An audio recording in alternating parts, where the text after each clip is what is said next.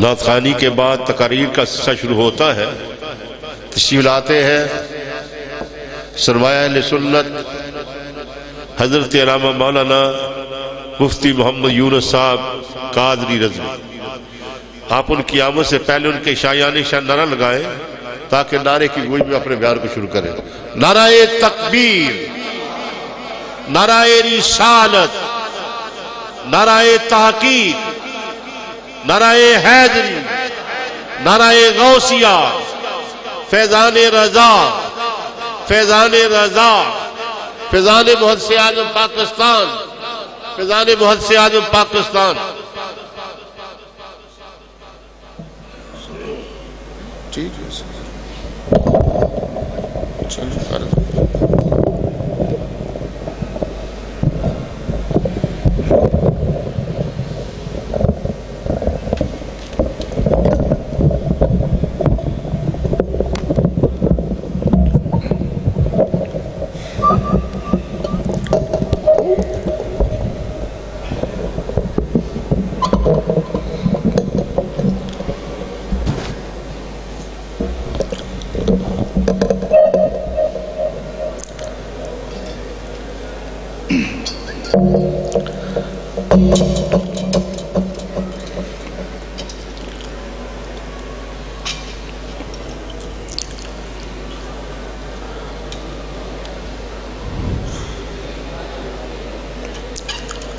نحمده نصلي ونسلم على رسوله الكريم اما بعد فاعوذ بالله من الشيطان الرجيم بسم الله الرحمن الرحيم ولتكن منكم أمة يدعون إلى الخير يأمرون بالمعروف وينهون عن المنكر وأولئك هم المفلحون صدق اللہ العظیم وبلغنا رسولہ النبی الکریم الامین اللہم رب اشرح لی صدری ویسر لی امری واحلل عقدۃ من لسانی یفقہوا قولی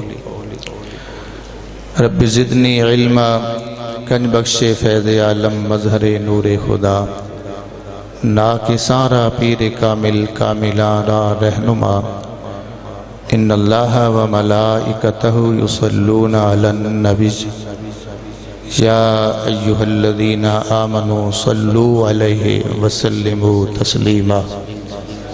بڑی محبت سے درود و سلام کا نذرانہ پیش کیجئے، عرض کیجئے الصلاۃ والسلام علیک یا سیدی یا رسول اللہ وعلى آلك وصحابك يا سيدي يا حبيب الله الصلاة والسلام عليك يا رحمة للعالمين وعلى آلك وصحابك يا خاتم النبيين مولاي صل وسلم دائما أبدا على حبيبك خير الخلق كلهم والحبیب الذي ترجى شفاعته لكل حول من الأحوال مقتحم مولاي صل وسلم دائما أبدا على حبيبك خير الخلق كلهم۔ اللہ رب العزت جل وعلا کی حمد و ثنا جو اس کی شان کے لائق ہے عرض کرنے کے بعد نبی اکرم رحمت دو عالم نور مجسم شفیع معظم احمد مجتبی محمد مصطفیٰ صلی اللہ علیہ وسلم کے حضور درود و سلام کا نذرانہ پیش کرنے کے بعد سب سے پہلے تو میں اس خوبصورت عرس مبارک کی تقریبات کے انعقاد پر محترم و مکرم پیر طریقت صاحبزادہ والا شان قاضی محمد فیض رسول رضوی سجادہ نسین آستانہ عالیہ محدث اعظم پاکستان چیئرمین تحریک اہل سنت پاکستان اور آپ کی ساری ٹیم کو انتظامیہ کو مبارکباد پیش کرتا ہوں کہ اتنی بڑی محفل اتنا بڑا پروگرام الحمدللہ بڑے خوبصورت انداز سے کئی دنوں سے محافل جاری ہیں۔ اللہ تعالیٰ یہ فیض تا قیامت جاری رکھے۔ اسی طرح لوگ آتے رہیں اور یہاں سے علم کا روحانیت کا فیض لیتے رہیں، آنے والے اسی طرح جھولیاں بھر بھر کے جائیں۔ بڑی توجہ سے میں چند الفاظ، چند گزارشات آپ کی بارگاہ میں پیش کر کے اجازت لوں گا، کیونکہ الحمدللہ یہاں کوئی علم کی کمی نہیں ہے۔ علم والے علماء، مشائخ، استاد الاساتذہ اور اسی طرح طلباء قیل و قال والے بھی، اور ایسی مجلس میں تو حال والے بھی موجود ہوتے ہیں، تو یقیناً ایسے لوگوں کی دعاؤں سے، ان کی توجہ سے ہم سب یہاں سے اپنی خالی جھولیاں معمور کر کے جائیں گے۔ اللہ تعالی حضور محدث اعظم کا فیض اور ان کے صاحبزادوں کا فیض تا قیامت اللہ جاری فرمائے۔ پوری توجہ فرمائیے گا، میں چند قرآن و حدیث کے موتی ان عظیم ہستیوں کی برکت سے آپ کے دامن میں دینے کی کوشش کروں گا۔ مجھے امید ہے کہ آپ علم والے ضرور ہیں، اور آپ لوگ ہر حوالہ سے ماشاءاللہ بڑے قابل ہیں، تو میرے جیسے طالب علم کو آپ پوری توجہ سے سنیں گے اور میری حوصلہ افزائی فرمائیں گے۔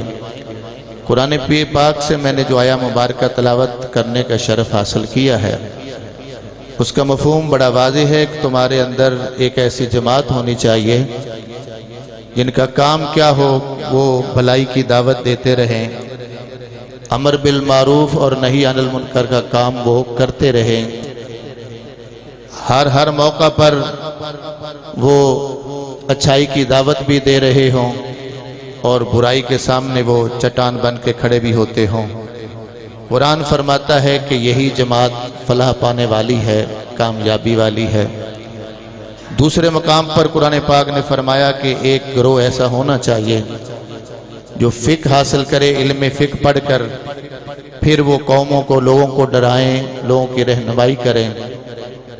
اور پھر جب ہم حدیث پاک پڑھتے ہیں تو اللہ کے پیارے نبی نے بڑے واضح لفظوں میں ارشاد فرمایا، خیرکم من تعلم القرآن وعلمہ، تم میں سے بہترین وہ لوگ ہیں جو قرآن پڑھتے ہیں اور دوسروں کو قرآن پڑھاتے ہیں، قرآن سکھاتے ہیں۔ اور حدیث پاک سے ہمیں یہ بھی درس ملتا ہے کہ من یرد اللہ بہ خیرا یفقہہ فی الدین، فرمایا کہ جس کے لیے اللہ بھلائی کا ارادہ فرماتا ہے اس کو دین کی سمجھ عطا فرماتا ہے، اسے دین کا فقیہ بنا دیتا ہے۔ تو پتہ چلا کہ دین پڑھنے پڑھانے کا کام، قرآن و حدیث پڑھنے پڑھانے کا کام ہر کوئی نہیں کرے گا، جس کا انتخاب میرا رب فرمائے گا یہ کام اسی کے حصے میں آئے گا۔ آج امام اعظم ابو حنیفہ علیہ رحمہ کے، آج محدث اعظم پاکستان علیہ رحمہ کے نام کے نعرے کیوں لگ رہے ہیں؟ آج ان کی بارگاہ میں خراج عقیدت کیوں پیش کیا جا رہا ہے؟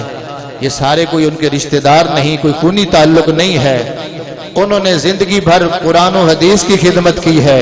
اللہ تعالیٰ آج ان کے تذکرے کروا رہا، اس کا وعدہ ہے فَاذْكُرُونِي أَذْكُرْكُمْ، تم میرا ذکر کرو اور میں تمہارا ذکر نہیں۔ اعلیٰ حضرت نے بڑا خوبصورت ترجمہ کیا، فرمایا تم میرا ذکر کرو میں تمہارے چرچے کر دوں گا۔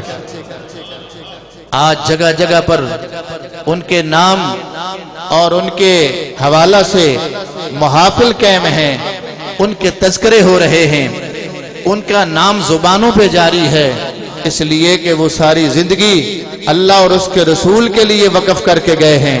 آج اللہ تعالیٰ ان کے تذکرے کروا رہا ہے، آج ان کا نام لیا جا رہا ہے، آج ان کی یادیں قائم ہیں۔ تو میں اپنے موضوع کی طرف آتا ہوں۔ قرآن پاک کو پڑھنا پڑھانا، حدیث پاک کو پڑھنا پڑھانا اور پھر خصوصاً اسے سمجھ کر لوگوں تک پہنچانا، یہ عمل اللہ کو بہت زیادہ پسند ہے، اس کی بہت زیادہ عظمت ہے، اور اتنا بڑا یہ عظیم کام ہے۔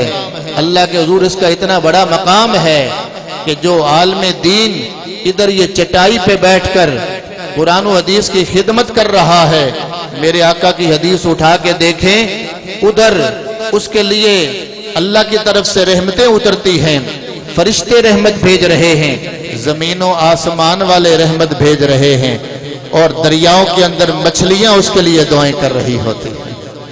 کتنا سعادت مند ہے وہ انسان جو قرآن و حدیث کے ساتھ اپنا تعلق جوڑتا ہے، جسے یہ نعمت ملتی ہے، پھر وہ دنیا میں بھی اونچا ہو جاتا ہے، آخرت میں بھی اونچا ہو جاتا ہے۔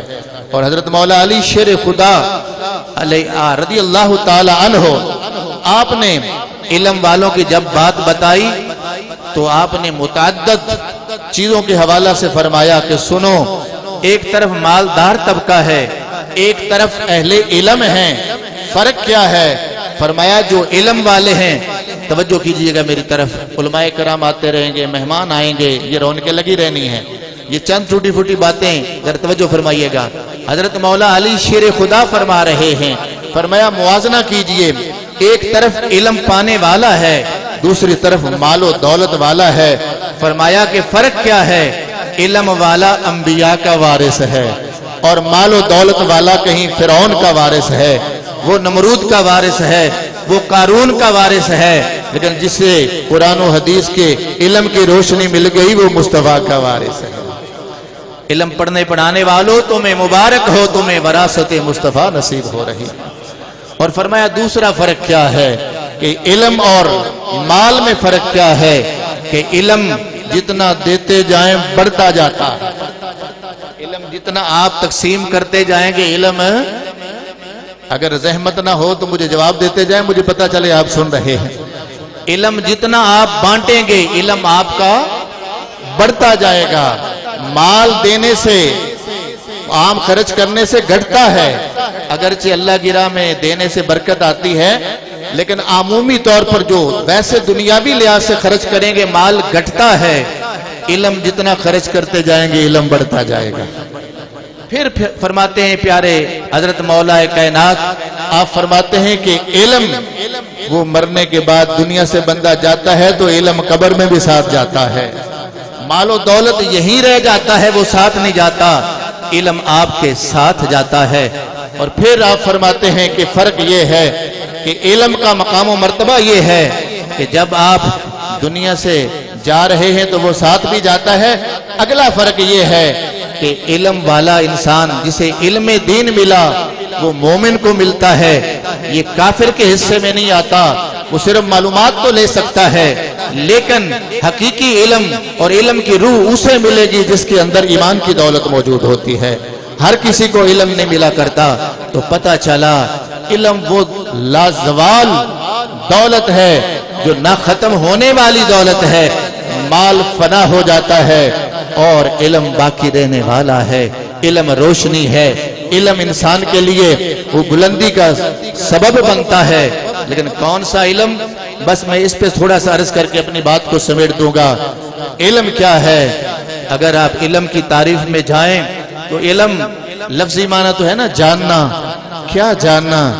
مختلف یہ آپ کو تعریفیں ملیں گی، کسی نے علم کی تعریف کسی حوالہ سے، کسی نے کسی حوالہ سے، اور اگر میں مختصر اس کی یہ ڈیفینیشن عرض کروں تو علم کیا ہے؟ علم اللہ اور اس کے رسول کی بارگاہ کے آداب کو جاننے کا نام علم ہے۔ علم کیا ہے؟ اللہ کی بارگاہ میں پہنچنے کے لیے، معرفت لینے کے لیے اگر آپ کو سلیقہ مل گیا، آپ کو وہ آداب مل گئے تو پھر آپ کو علم کا حصہ مل گیا۔ اور پھر اگر میں حضرت جناب امیر المومنین حضرت ابو بکر صدیق کی زبان میں علم کی ڈیفینیشن عرض کروں، علم کی تعریف کروں تو آپ نے کچھ اس انداز میں علم کی تعریف کی ہے۔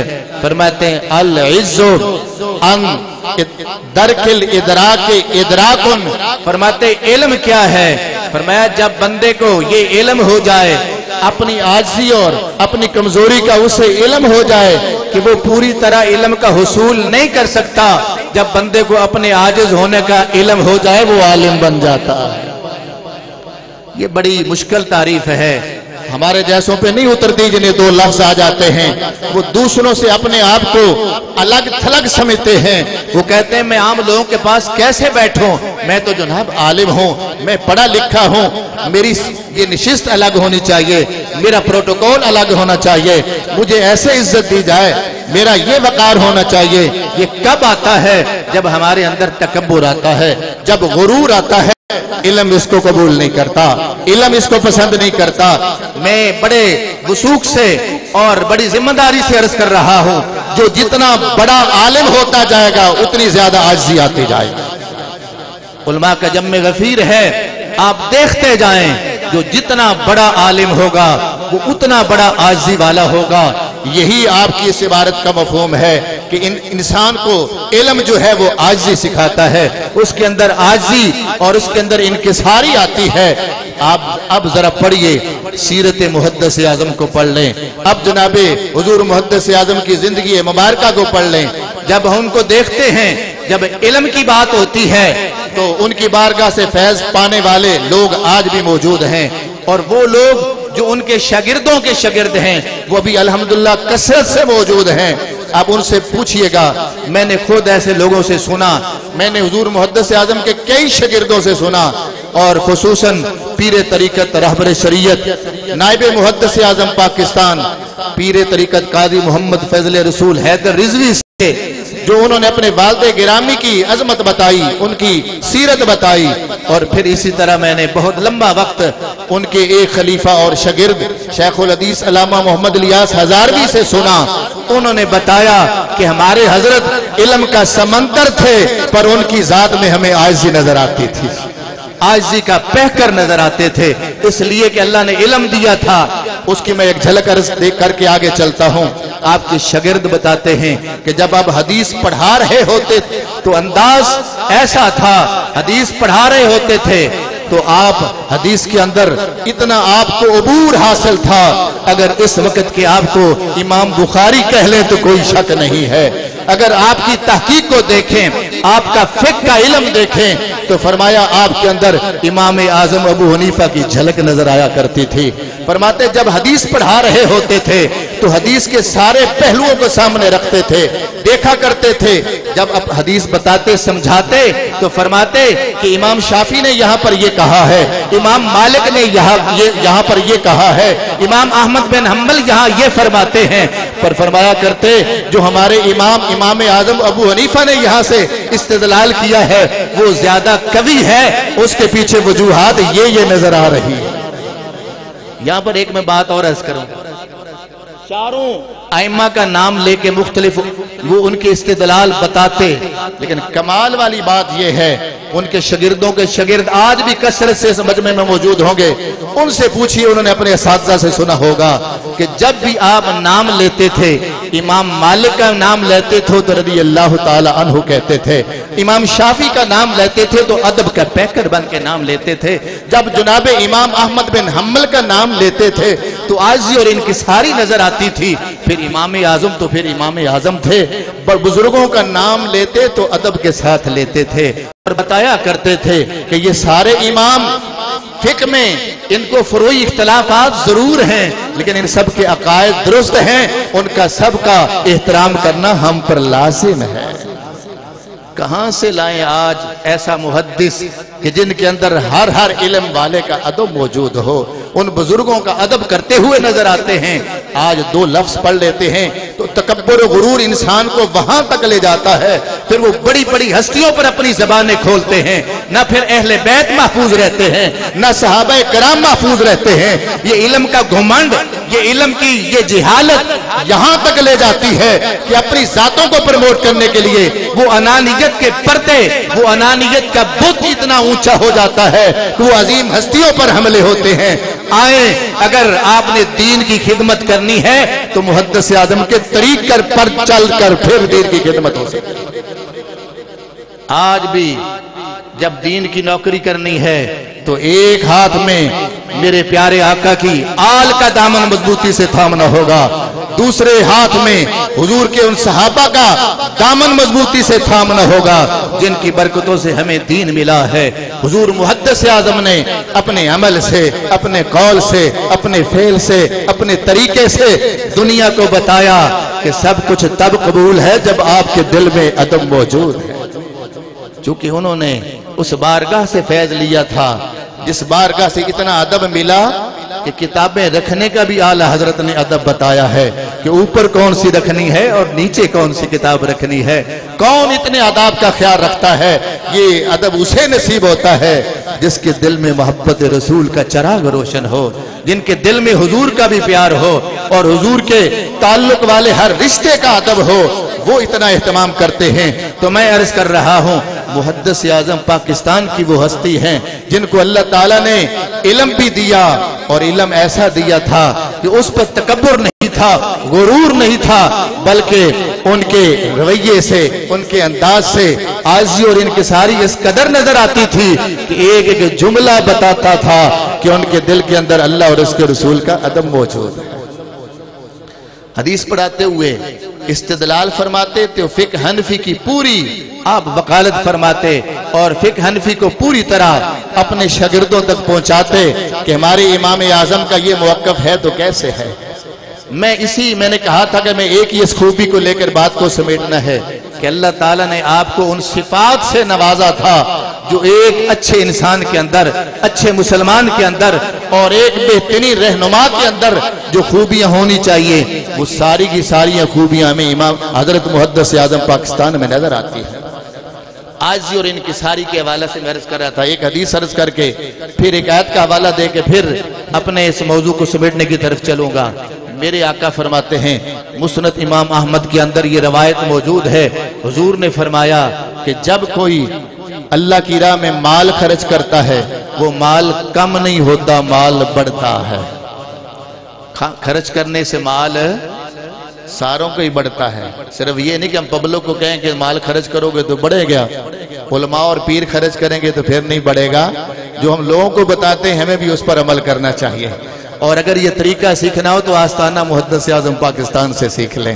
لنگر بھی جیب سے پیر دے رہے ہیں، جلسوں کا اہتمام بھی اپنی جیب سے کر رہے ہیں، محافل بھی اپنے جیب سے کر رہے ہیں، مسجد کا اور مزار شریف کا سارا اہتمام بھی اپنے پاس سے اپنے کاروبار کے ذریعے کر رہے ہیں.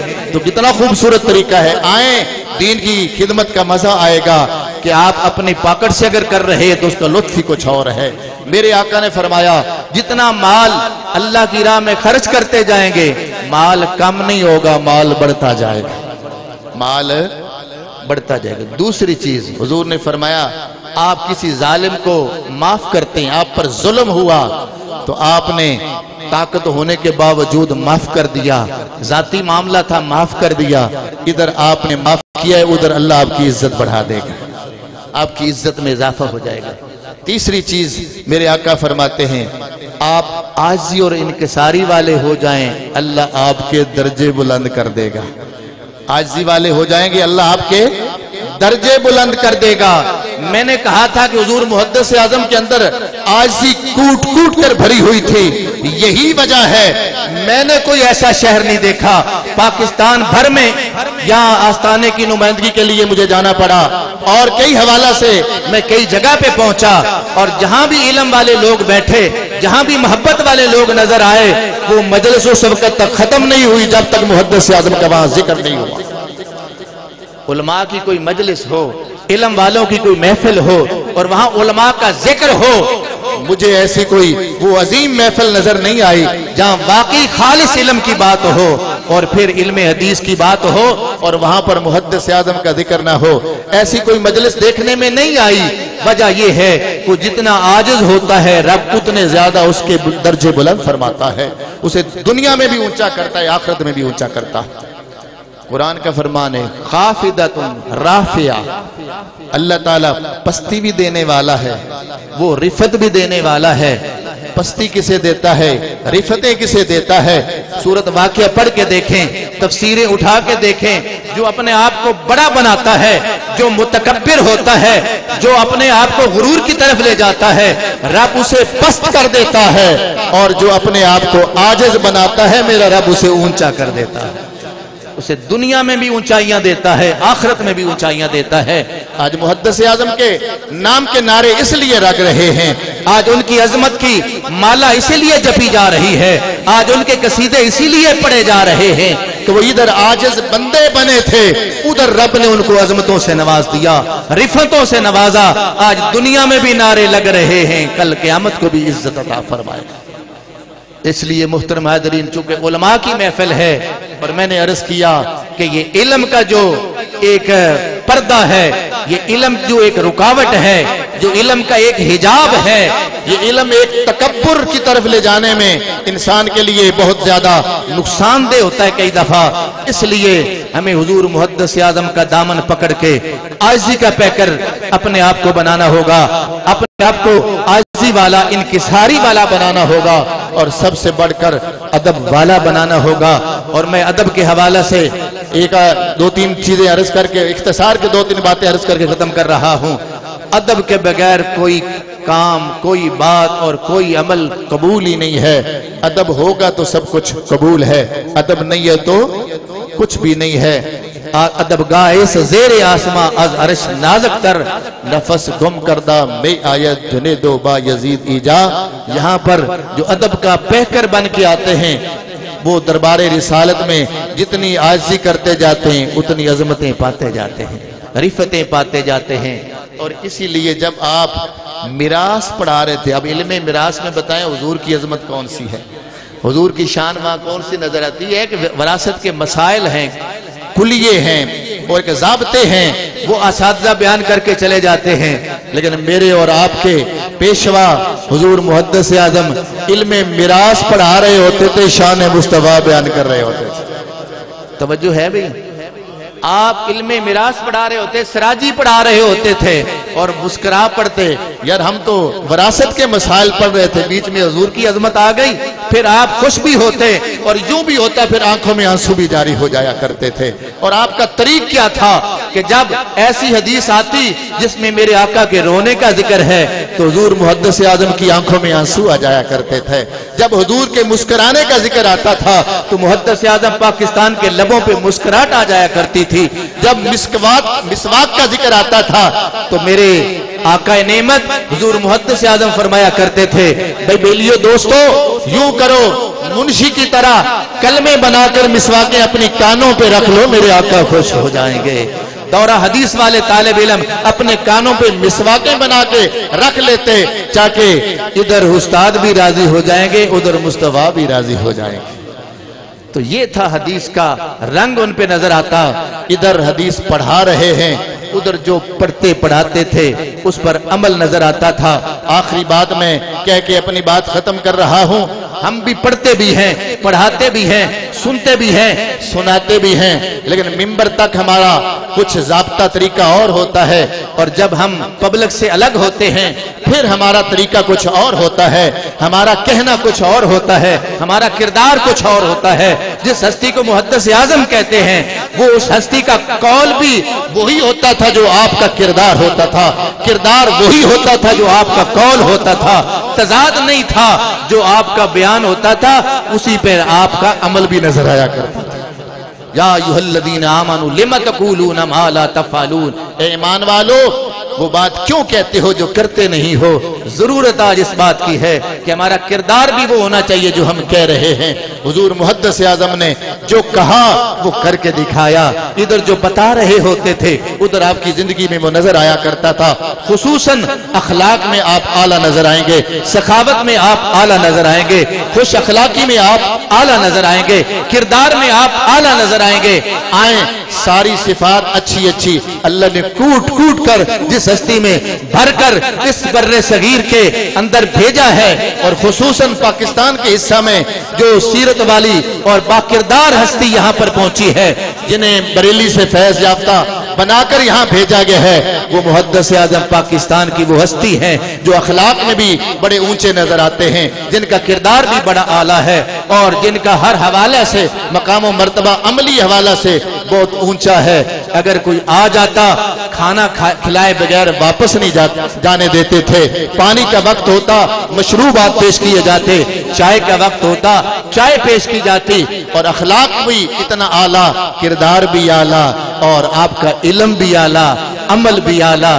جب ساری چیزیں اتنی اونچی ہو تو پھر یہ بات تو جتی ہے نا کہ جن کی ہر ادا سنت مصطفیٰ، جن کی ہر ادا معذرت کے ساتھ، جن کے پیروں کو وضو اور طہارت کا طریقہ بھی نہ آتا ہو، وہ بھی کہہ رہے ہوتے ہیں کہ ہمارے پیر تو وہ وقت کے کتب ہیں، زمانے کے غوث ہیں۔ کتب دیکھنا ہے تو پھر محدث اعظم کو دیکھیں جن کا ایک ایک قول اور فعل مصطفیٰ کی سنت اور سیرت کے مطابق ہے۔ تو پھر کیوں نہ کہیں جن کی ہر ادا سنت مصطفیٰ، جن کی ہر ادا سنت مصطفیٰ، ایسے پیر طریقت پہ لاکھوں سلام۔ محترم حاضرین، آئیں، وہ فیض آج بھی جاری ہے، وہ حضور محدث اعظم کی فکر آج بھی آستانہ محدث اعظم سے تقسیم ہو رہی ہے۔ آئیں مخلص ہو کر آج بھی آپ اس آستانہ سے وابستہ ہوں، آج بھی پیر طریقت صاحبزادہ قاضی محمد فیض رسول کے بازو بنے۔ یقین فرمائیں کہ آپ کو وہی درد آج بھی نظر آئے گا جو محدث اعظم میں اس مسلک کا، مسلمانوں کا درد تھا، اس وطن عزیز کا درد تھا، وہ آج بھی یہاں پر وہ درد نظر آئے گا، وہ فکر نظر آئے گی، وہی نظریہ نظر آئے گا۔ لیکن کمی کیا ہے؟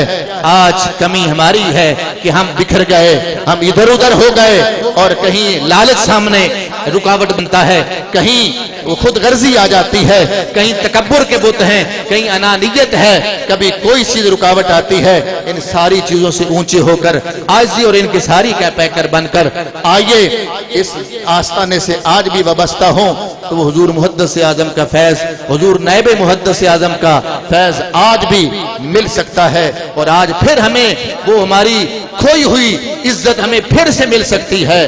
آج آپ کا وقار پھر سے بحال ہو سکتا ہے، آج آپ پھر سواد اعظم بن سکتے ہیں۔ لیکن اس کے لیے ایک ہی چیز ضروری ہے، اپنے اندر اخلاص پیدا کر لیں، اپنے اندر اتحاد پیدا کر لیں، اور ایسے لوگوں کو پہچانیں کہ لالچی کون ہیں اور انانیت والے کون ہیں اور اخلاص والے لوگ کون ہیں۔ جب آپ کو پہچان آ جائے گی پھر ہمیں زور دینے کی ضرورت نہیں پڑے گی۔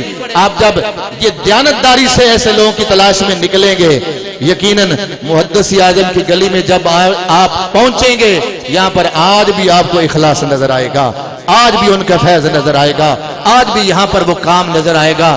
مجھے ابھی ساتھی بتا رہا تھا کتنی تعداد میں دورہ حدیث کے ساتھی فارغ ہو رہے ہیں، الحمدللہ حضور محدث اعظم کی یادیں تازہ ہو رہی ہیں، اور پھر اسی طرح تخصص میں طلبہ مفتی بن رہے ہیں۔ آئیں، اب ہمیں اس قافلے کے ساتھ ملنا ہوگا، اس قافلے کے ساتھ عملی طور پر چلنا ہوگا۔